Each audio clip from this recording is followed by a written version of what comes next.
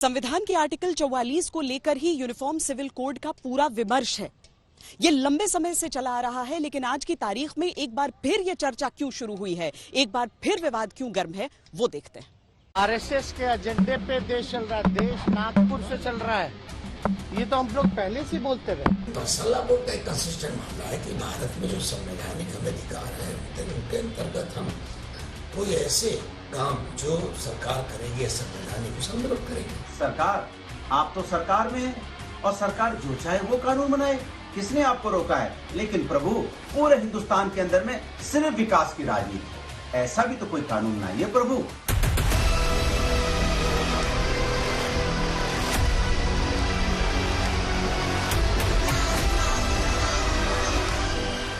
Uniform civil code लागू करने की बातें बीजेपी शासित राज्यों से उठी और लगातार उठती चली गईं। अब ये राजनीति से अलग सामाजिक बहस में भी शामिल है।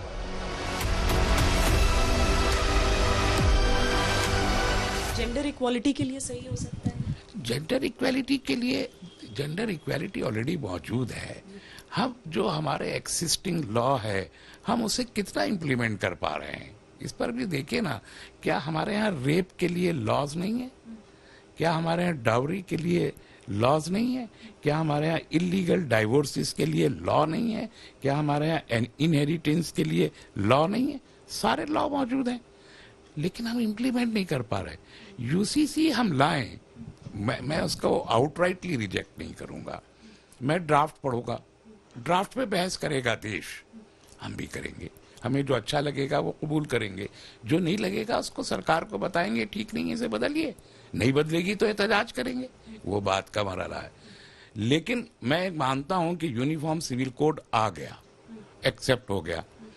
जिस तरीके से जितने बाकी लॉ हमारे मिसयूज हो रहे हैं और वो इम्प्लीमेंट नहीं हो पा रहे, क्या हम यूसीसी को भी उस तरीके से गारंटी कर सकते हैं कि वो इम्प्लीमेंट हो जाएगा?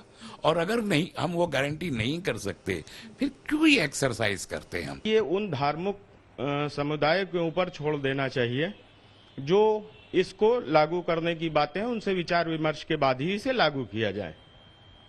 लेकिन आज की सरकार बिना मसौदे, बिना ड्राफ्ट के इस चीज को लागू करना चाहती, तो हम लोगों का कहना इतना ही है कि सरकार को सभी धर्म गुरुओं को बुला के उनसे विचार विमर्श के बाद इसको लागू करना चाहिए।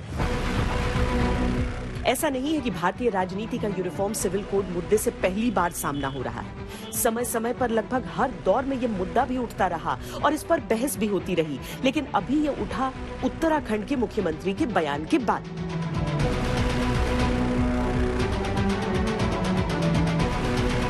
आगामी नई बीजेपी सरकार अपने शपथ ग्रहण के तुरंत बाद न्यायविदों, सेवानिवृत्त जनों, समाज के प्रबुद्ध जनों और अन्य स्टेक होल्डरों की एक कमेटी गठित करेगी, जो कि उत्तराखंड राज्य के लिए यूनिफॉर्म सिविल कोड का ड्राफ्ट तैयार करेगी। इस यूनिफॉर्म सिविल कोड का दायरा विवाह, तलाक, जमीन जायदाद और उत्तराधिकार जैसे विषयों पर सभी नागरिकों के लिए समान कानून, चाहे वो किसी भी धर्म में विश्वास रखते होगा।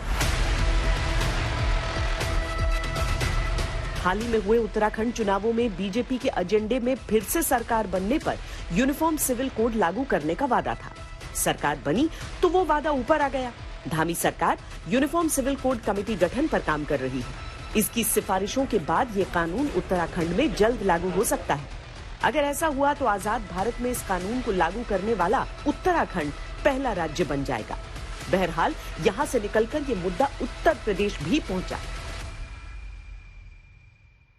देश के अन्य राज्यों में भी जहां भाजपा की सरकार है वहां भी, और जहां गैर भाजपा सरकारें हैं, अगर सबका साथ सबका विकास, सबके लिए एक जैसा कॉमन सिविल कोड, ये तो एक ऐसी चीज है जिसका सबको मांग करनी चाहिए, सबको स्वागत करना चाहिए। लेकिन हर जगह जब वोट बैंक तलाशता है व्यक्ति, तो निश्चित तौर से उसके सामने तुष्टीकरण की राजनीति दिखाई देती है, लेकिन हम इसके पक्ष में। फिर हिमाचल प्रदेश में भी इसकी गूंज सुनाई दी। उसको एग्जामिन करेंगे उसमें क्या किया जा सकता है, लेकिन उसके बावजूद हिमाचल अपना कुछ सोच करके जो है बेहतर क्या किया जा सकता है वो करने की कोशिश करेंगे। इसी तरह जहां जहां बीजेपी शासित राज्य हैं, वहां ये मुद्दा किसी न किसी रूप में पहुंच गया। यहाँ पूरी तरह से अमन और शांति है हमारे यहाँ ऐसी कोई दुर्भावना नहीं है, ना हमारे समाज में कोई ऐसा विषाक्त माहौल है। इसीलिए हमारे यहाँ हम भी समझते हैं कि कहीं कोई बदलाव की आवश्यकता है। हिंदुस्तान तो विभिन्नताओं से भरा हुआ देश है और यही जो विस्तृत रहन सहन, खान पान, वेशभूषा इत्यादि जो हमारी रही है विरासत मिलीजुली, तो इसके आधार पे जो हमारी संस्कृति बनती है वही संस्कृति हिंदुस्तान की संस्कृति है और यही हमारी खूबसूरती भी है। तो इस खूबसूरती को बिगाड़ने का क्या कारण है? हमको तो नहीं लगता कि इसमें कोई छेड़छाड़ की जरूरत है, और छेड़छाड़ की नहीं जरूरत है तो जो चल रहा है बहुत बेहतर है। विपक्ष को बीजेपी नेताओं के बयानों में सामाजिक ताने बाने को छेड़ने की चाल दिखी। हमारा संविधान ही टिका हुआ है अनेकता में एकता। नॉर्थ ईस्टर्न का बिल्कुल अलग कल्चर है, तमाम लोगों का अलग कल्चर है। हिंदुओं में भी बिल्कुल अलग अलग कल्चर है। हिंदुओं में भी बहु विवाह प्रथा अभी भी कई जगह पर देखी जाती है। तो मुझे लगता है कि संविधान में जो आर्टिकल 44 की बात की, उसमें भी लिखा है इट डज नॉट मैंडेट। और सीए तो लागू हो गया होगा, वन रैंक वन पेंशन भी लागू हो गया, वन नेशन वन इलेक्शन भी लागू हो गया 10 साल में, सब कुछ तो हो ही गया। ठीक, ये केवल इलेक्शन गिमिक है। कट्टरपंथ को यूनिफॉर्म सिविल कोड की तैयारी में देश का मूल ढांचा बदलने की साजिश दिखी। ऐसे में जहां मुख्तलिफ भाषाएं बोली जाती हो, मुख्तलिफ ट्रेडिशन हो, मुख्तलिफ तहजीबें हों, वहां पर इस मुल्क के अंदर, हिंदुस्तान के अंदर अगर आप यूनिफॉर्म सिविल कोड लाने की बात कहें और ऐसा यूनिफॉर्म सिविल कोड जिसका कोई ब्लूप्रिंट, जिसका कोई खाका भी आपके पास ना हो, तो ये कतई तौर पर मुनासिब बात नहीं होगी।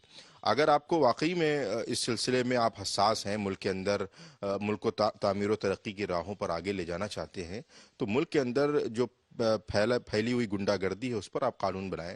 मुसलमानों के खिलाफ जो नफरत का बाजार गर्म किया जा रहा है उसके खिलाफ कानून बनाएं। आजकल अटेंशन डाइवर्ट करने के लिए ना सरकार जो है नए नए मुद्दे ला रही है। बेरोजगारी है, महंगाई है, करप्शन है, हर जगह रिश्वतखोरी है, बहुत ज़्यादा करप्शन है, बहुत करप्शन है। तो उन तमाम मुद्दों से हटाने के लिए, तवज्जो हटाने के लिए लोगों को कुछ नए नए इश्यूज दिए जा रहे हैं।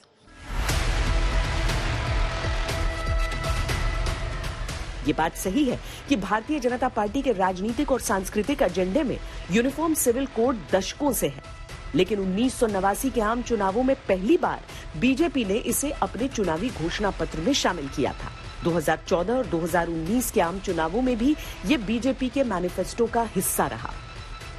मुस्लिम सरोकारों और सियासत से जुड़े नेताओं का आरोप है कि बीजेपी इस कानून के बहाने खास वर्ग को टारगेट करने की कोशिश कर रही है।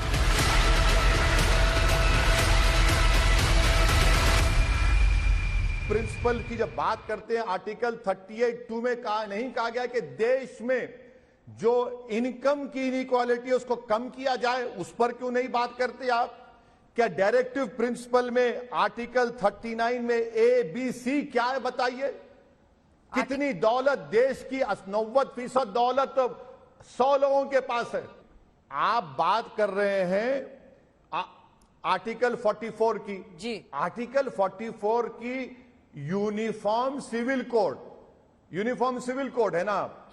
आप बताइए कौन सा यूनिफॉर्म सिविल कोड आप बनाने जा रहे हैं?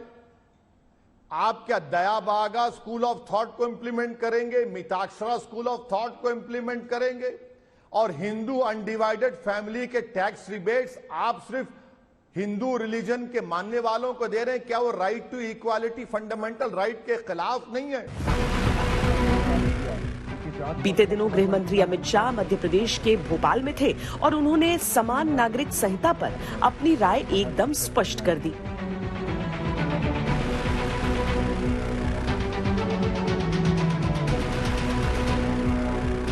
बहरहाल अजान, हनुमान चालीसा और बुलडोजर के मुद्दों पर पहले से सुलग रहा माहौल यूनिफॉर्म सिविल कोड के मुद्दे पर तेजी से गर्म हो रहा है। आने वाले दिनों में गुजरात और हिमाचल प्रदेश जैसे राज्यों में भी चुनाव है। यूनिफॉर्म सिविल कोड का मुद्दा उस लिहाज से और महत्वपूर्ण हो जाता है।